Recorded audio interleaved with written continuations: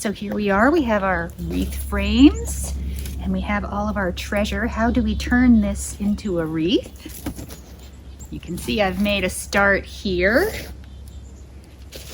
And the way I approach it is you take something that looks like this, big and bushy, and snip it into manageable size pieces. In this case, we're using some white pine sprigs, and I'm gonna mix it here with this prickly spruce.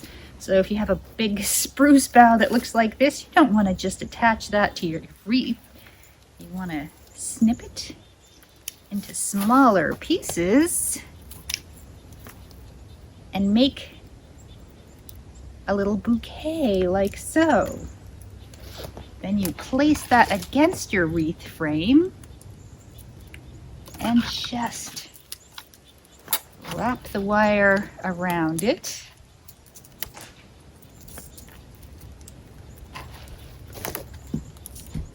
And now we're going to build in some of these other little dried treasures. These are some aspen leaves. I like the color, I like the shape. It reminds me of this time of year, so one twist of wire around there. Another spray of evergreens. I think you get the idea. And you just keep working your way around the frame until you've got it as covered as you want it.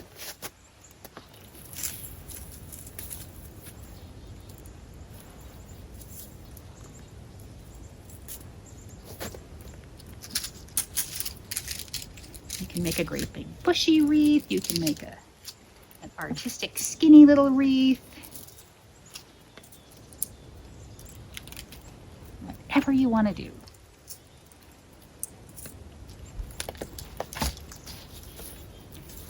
That's the idea.